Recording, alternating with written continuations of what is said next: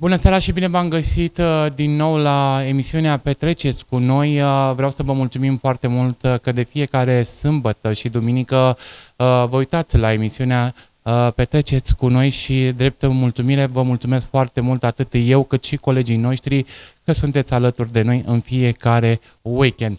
Așadar vreau să vă aduc la cunoștință că am o tânără artistă, o cheamă Cristina Croitoru. Îi spunem și noi bună seara și bine te-am găsit. Bine v-am regăsit. Ce faci, Cristina? Ai emoții? Nu ai emoții. Da? Cu ce ai venit în această seară? Cu ce piese? Hai la joc și puiule când ai pleca. Păi, hai la joc cu Cristina, să ne încânte Cristina.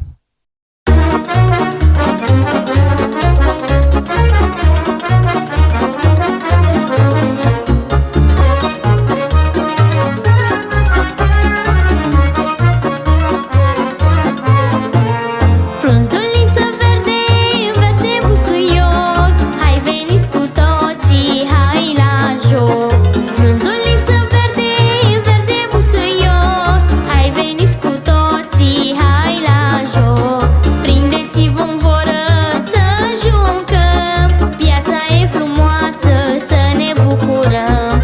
Prindeți-vă în horă să jucăm, viața e frumoasă, să ne bucurăm.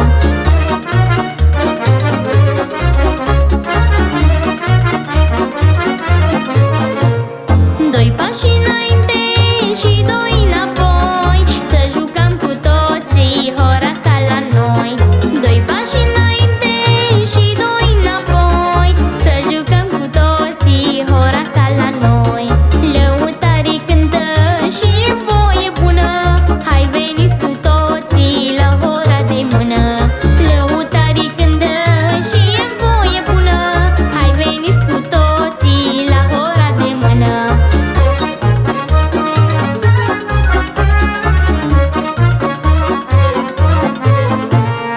Așa e la noi când e sărbătoare, toți se adună, joacă mic și mare. Așa e la noi când e sărbătoare, toți se adună, joacă mic și mare.